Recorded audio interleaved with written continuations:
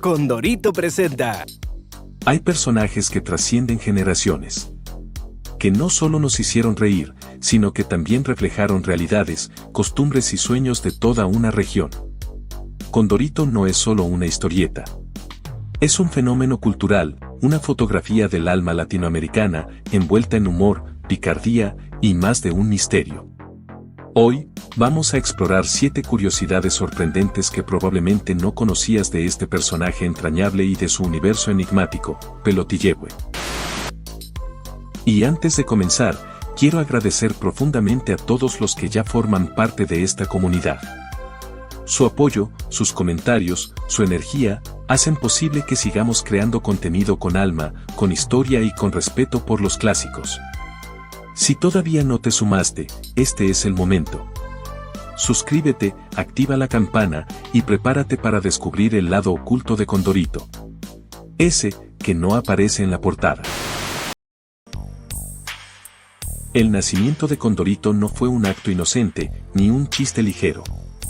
Fue una historia con una carga simbólica más profunda de lo que parece. En su primera aparición en 1949, Condorito no era aún ese personaje entrañable que todos conocíamos, sino un joven rural que, en medio de la necesidad, comete un pequeño robo. Se lleva una gallina. Pero lo importante no es el acto, sino lo que pasa después. Porque se arrepiente, intenta devolverla, y sin embargo, la justicia lo alcanza. Termina en la cárcel. Desde el primer día, Condorito no fue un héroe perfecto, fue humano, imperfecto, y con eso conquistó. ¿Qué otros personajes nacen cometiendo errores, y aún así nos hacen sentir empatía?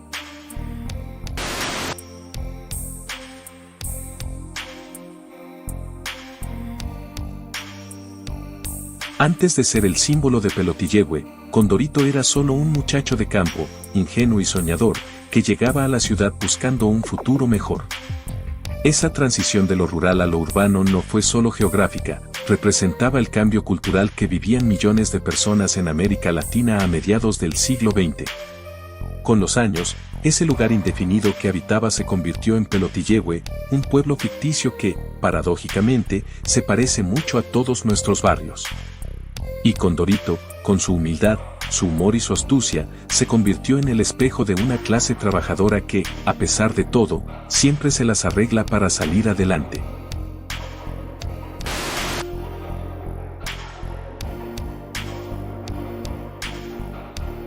Mientras el mundo del cómic se pintaba de colores brillantes y efectos llamativos, Condorito se mantuvo fiel a un estilo más sobrio, más contenido, pero igual de potente.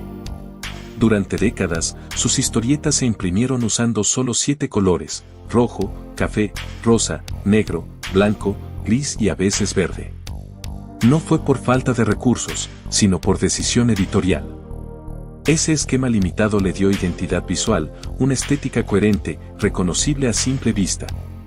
Esa restricción, lejos de ser un obstáculo, fue el lienzo sobre el que se creó un universo que no necesitaba más para ser inolvidable.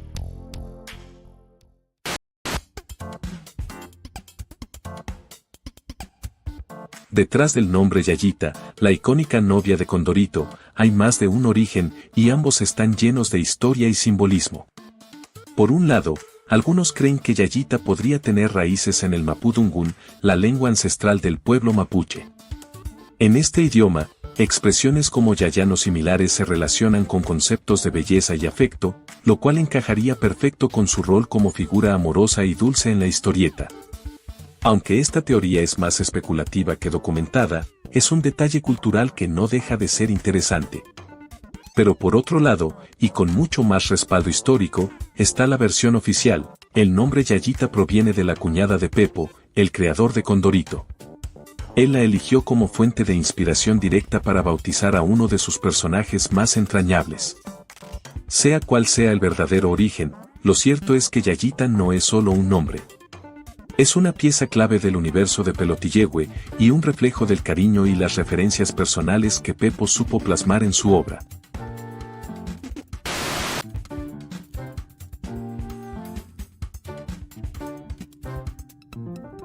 El salto de Condorito del papel a la pantalla grande no fue sencillo. En 1962 se anunció una película llamada Condorito en el circo. Nunca se realizó. Durante años, hubo intentos, bocetos, guiones, todos cancelados. Pasaron más de 50 años hasta que, finalmente, en 2017, Condorito, la película llegó a los cines.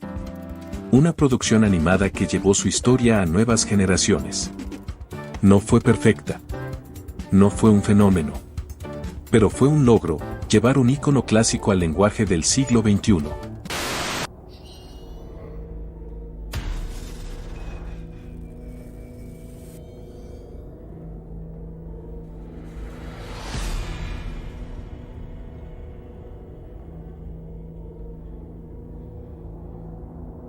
Aunque se presenta como una historieta de humor, Condorito está llena de imágenes enigmáticas que nunca se explican. Un cocodrilo escalando una pared, un sonámbulo que aparece en diferentes escenas. Ojos espiando desde un buzón, un platillo volador sobrevolando el pueblo. No son parte de los chistes. No tienen una función narrativa clara. Simplemente están ahí. Como guiños ocultos. Como mensajes que solo unos pocos notan. Algunos creen que son juegos visuales. Otros aseguran que es la manera de Pepo de jugar con la percepción del lector. ¿Y tú? ¿Te habías dado cuenta? ¿Estás seguro de haber visto todo en esas viñetas? Esta es, probablemente, la pregunta más básica y al mismo tiempo la más intrigante.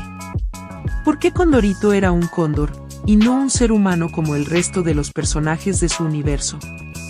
Para encontrar la respuesta, tenemos que viajar hasta mediados del siglo XX.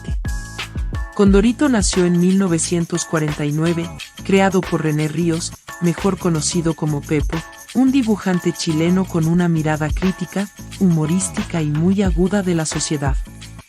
Su primera aparición fue en la revista OK, y, dato curioso, en esa primera versión Condorito era más flaco, más tosco, y más criminal, ya que en su primera aparición, era un ladrón.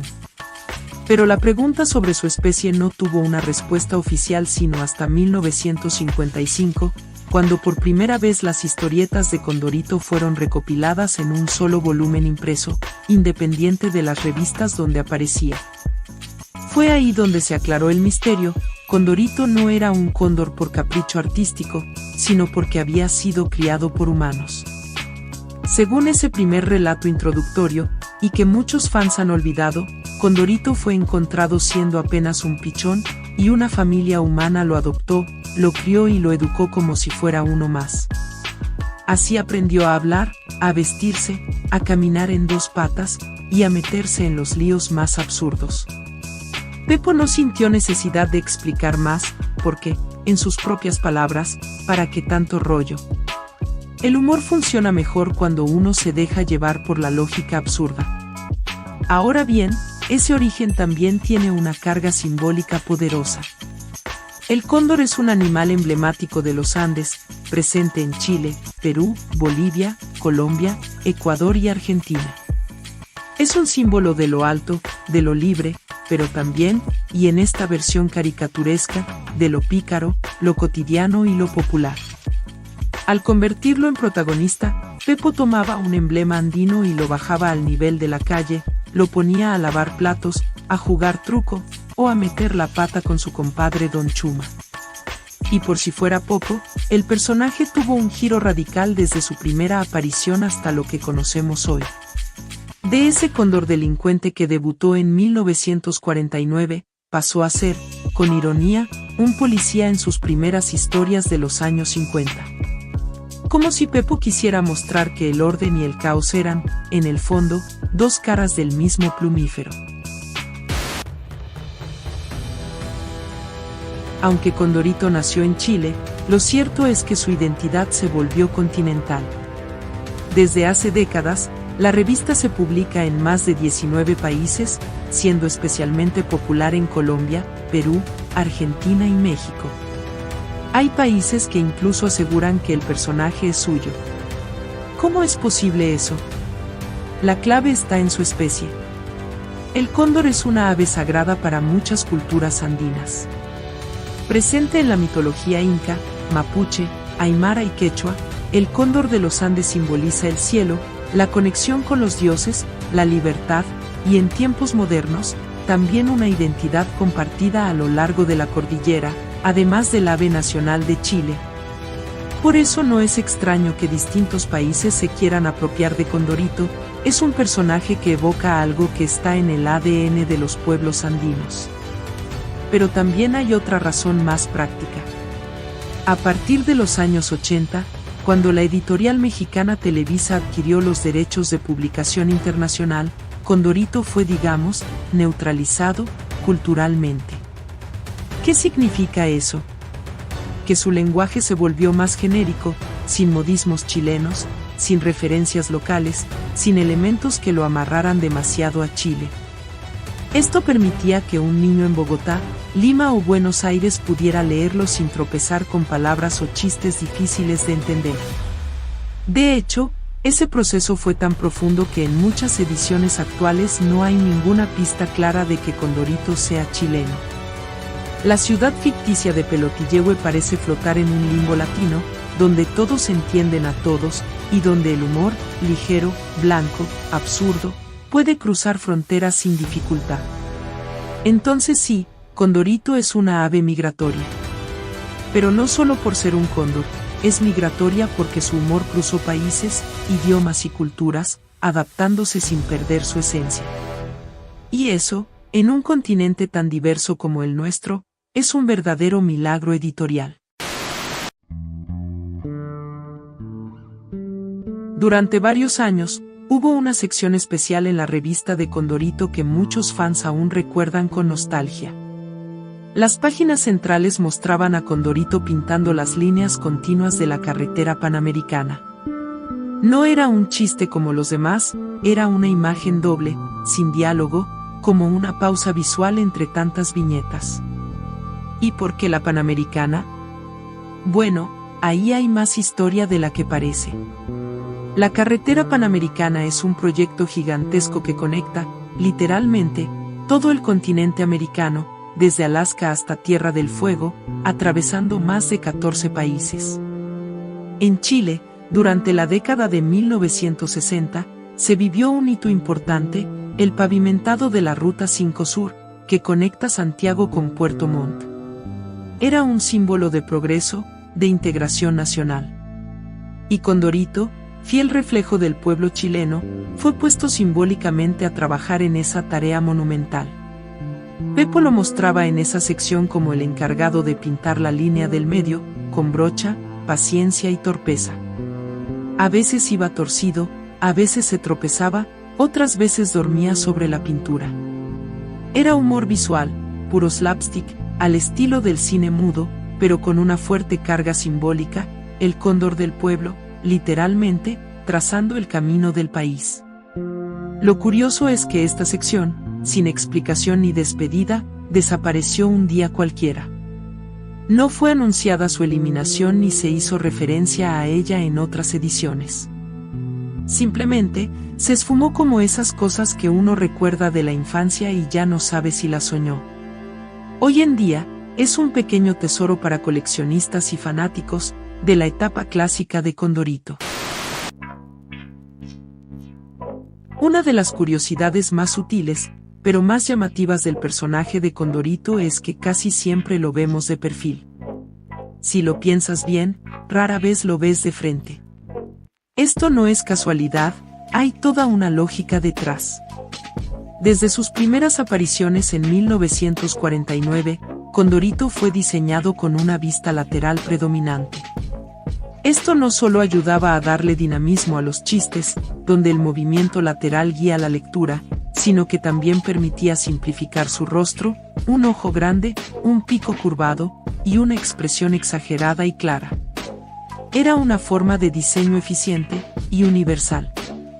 Durante décadas, esa vista de perfil se volvió parte de su identidad. Verlo así era ver a Condorito. Por eso, cuando se lo muestra de frente, el efecto es desconcertante.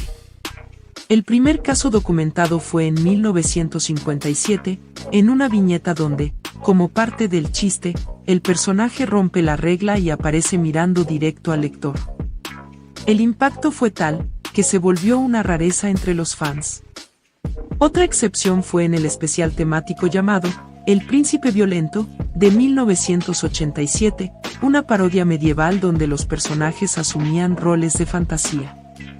En ese contexto, los dibujantes se permitieron jugar un poco más con la perspectiva y el diseño, y ahí se vio nuevamente el rostro frontal de Condorito, aunque con una estética distinta, casi caricaturesca, que desentonaba con su forma tradicional. Desde entonces, los dibujantes han mantenido la regla: Condorito casi nunca debe ser visto de frente, porque eso lo vuelve extraño. Como si al mirarlo directo, se rompiera la magia. Como si el perfil fuera su verdadero rostro, y lo demás, apenas un truco visual. Es un detalle mínimo, pero que refleja la obsesiva coherencia estética que ha tenido el personaje a lo largo de los años.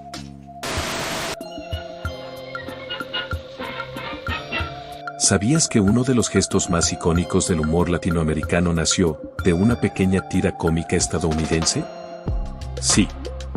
Esta es una de esas historias que muy pocos conocen, un detalle escondido entre viñetas y risas, pero que cambió para siempre la manera en que entendemos el humor gráfico en nuestra región. Todo comienza con un personaje muy particular. Popeye. El marinero de cara arrugada, pipa al costado y músculos que desafiaban la lógica. Aunque muchos lo recuerdan por sus dibujos animados, Popeye también tenía su propia tira cómica en los periódicos. Un espacio sencillo, pero cargado de ingenio, que acompañaba a miles de lectores cada día. Y es ahí donde ocurre algo curioso. En una de esas historietas, un personaje secundario. Una escena rápida, pasajera, pero con un detalle inolvidable. Al momento de caer, se escucha un sonido. Breve, redondo, casi caricaturesco. Plop. Pero ese pequeño sonido no pasó desapercibido para un lector muy especial. Uno que, sin saberlo, estaba a punto de reinventarlo todo. Ese lector era Pepo, el genio detrás de Condorito. Y aquí viene lo fascinante: Pepo tomó esa onomatopeya, escondida en una viñeta lejana, y lo convirtió en una firma. En una marca registrada. En una forma única y poderosa de representar la sorpresa, la exageración y lo absurdo. Lo genial de todo esto es que no se trata simplemente de copiar una idea. Es mucho más profundo. Es una transformación creativa. Pepo tomó algo diminuto y lo resignificó. Lo adaptó al ADN del humor latinoamericano, donde la exageración es parte del encanto y el ridículo, una forma de arte. Y así, algo que empezó como una caída cualquiera en una tira extranjera, terminó convirtiéndose en uno de los gestos más representativos del cómic en español. Un pequeño detalle, conocido solo por los más fanáticos. Pero ahora tú también lo sabes.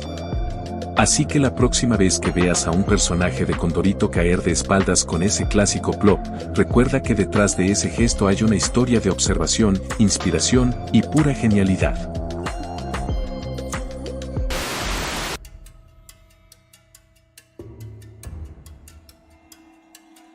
Hay elementos dentro de las historietas que, aunque parecen simples, encierran historias más jugosas que muchos finales de novela.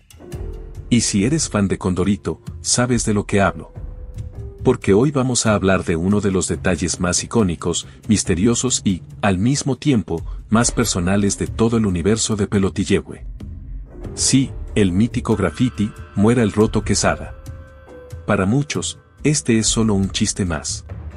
Un recurso visual que aparece como fondo, en un muro, en una banca, en una pared cualquiera. Pero para los que conocen bien la historia detrás de Condorito, saben que ahí hay mucho más. Mucho más. Y es que hablar del Roto Quesada, es como redescubrir el fuego. No es un tema nuevo, pero es esencial para entender uno de los gestos más rebeldes y personales que Pepo dejó plasmado en su obra. Desde hace décadas, los lectores se preguntaban: ¿quién era ese tal Quesada? ¿Por qué todos querían que muriera? La primera pista oficial nos la da la revista Condorito número 7, en 1961, donde aparece una especie de entrevista que dejaba más dudas que respuestas. Era apenas un caramelo para los fans, un anzuelo, suficiente para picar, pero no para saciar. Y así, el misterio continuó. Hasta que en 1972, Pepo rompió el silencio. En el libro Caricaturas de Ayer y Hoy reveló que el Roto Quesada era un funcionario del club militar, alguien real, de carne y hueso. Y también el protagonista de un episodio profundamente desagradable para él. Según contó Pepo, una noche fue al club junto a su esposa. En algún momento, desaparecieron las carteras de las mujeres, y cuando reclamaron, el gerente, un tal Washington Quesada, no solo no ayudó, sino que las insultó groseramente. Pepo, con la rabia contenida y sin poder responder físicamente, eligió otra forma de venganza. El arte. A partir de ahí, comenzó a dejar rastros del famoso graffiti en cada rincón de la historieta. En muros, letreros, paredes. Y hasta en un detalle brillante, el perro de Condorito, siempre levantando la patita justo al lado del mensaje. Y sí, al perro le puso de nombre, Washington. Pero como toda leyenda urbana, existen otras versiones. El dibujante Luis Goyenechea, alias Lugose, dice que la idea fue suya. Que la situación fue un almuerzo, no una cena, y que Pepo simplemente se apropió del chiste. Él fue, según dice, el maldadoso original. Otro testigo, Jorge Carballo, recuerda el evento de forma diferente. Estaban todos en una comida en el club militar, una cartera apareció en la mesa equivocada. Y el tal Quesada los trató de forma tan humillante que la venganza dibujada fue la única salida que encontraron. ¿La verdad? Quizás nunca la sabremos del todo. Hay pequeñas diferencias en cada versión, pero el alma del relato es siempre la misma. Una ofensa que se transformó en arte. Un insulto que dio origen a uno de los recursos gráficos más entrañables y constantes de Condorito. Y lo más impresionante es que Pepo guardó el secreto durante 23 años. Desde 1949, justo cuando nacía Condorito, hasta 1972, cuando finalmente se atrevió a contar el origen del graffiti. Durante todo ese tiempo, miles de lectores vieron el mensaje sin saber que estaba cargado de historia, dolor y una pizca de justicia poética.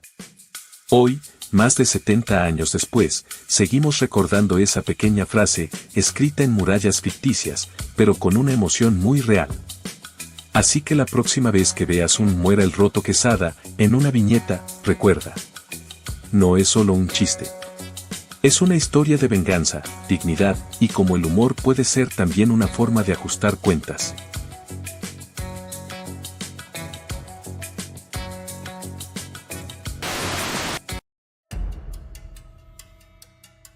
Hay detalles en los cómics que pasan desapercibidos para la mayoría.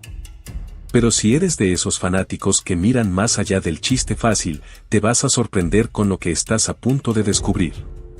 Desde los primeros pasos de Condorito, Pepo ya tenía clara una cosa, quería que Pelotillehue, ese pueblo absurdo pero entrañable, se sintiera real. Que tuviera calles, esquinas, bares, y sí, también buzones. Así es. Desde sus inicios, Condorito nos mostraba un buzón de correos común y corriente, de esos que eran parte esencial del paisaje urbano chileno desde mediados del siglo XIX. Hasta que el Internet y los emails comenzaron a hacerlos desaparecer, como tantos otros símbolos del pasado. Pero en aquellos años, un buzón no era solo un objeto, era conexión, comunicación, una puerta abierta al mundo. Y tan importante era, que Pepo lo inmortalizó en la portada del segundo libro de Condorito. El buzón apareció por primera vez en un chiste publicado allá por 1949, cuando aún no existían muchos de los personajes clásicos que luego poblarían la revista. Y aunque su rol era mínimo, ese rectángulo rojo empezaba a echar raíces en el imaginario de Pelotillehue. Pasaron las décadas, y entonces ocurrió algo inesperado. En 1978, en el número 3769 de Condorito, ese buzón cambió para siempre, aparecieron los ojos. Sí, ojos. Ya no era solo un objeto inerte. Era alguien. ¿Quién estaba dentro? ¿Un hombre? ¿Un personaje nuevo? ¿O quizás, algo más? Con los años, el buzón con ojos se mantuvo casi sin cambios. Siempre presente, siempre silencioso, hasta que, en la revista de Koné, los dibujantes decidieron llevarlo al límite. Le dieron movilidad, expresiones, personalidad. Lo convirtieron prácticamente en un personaje más. Saltaba, espiaba, interactuaba. Y sorprendentemente, funcionaba. Ese pequeño guiño evolucionó en un recurso visual con vida propia, dándole un tono fresco, absurdo y muy divertido a las historias de Koné. Incluso en algunas ediciones recientes de Condorito, el buzón ha reaparecido de forma puntual con este estilo animado. Pero, claro, en la serie principal no se puede abusar, el humor de Condorito necesita equilibrio. Si lo llevas muy lejos, el chiste pierde contexto y la magia se diluye.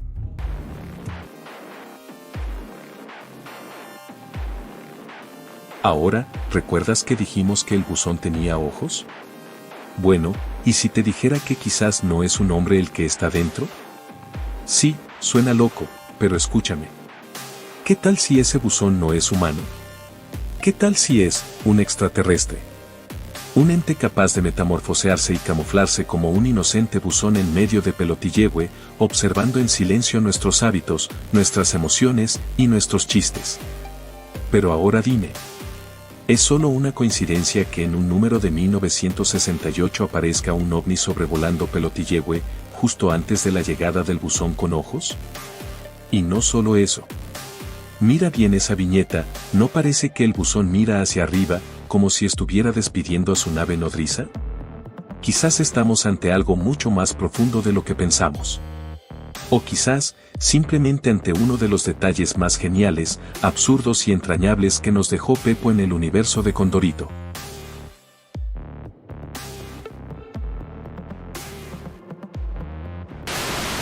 ¿Te acordabas de alguno o ya lo habías enterrado en el baúl del olvido? Cuéntame en los comentarios, y suscríbete para más contenido. Nos vemos en la próxima.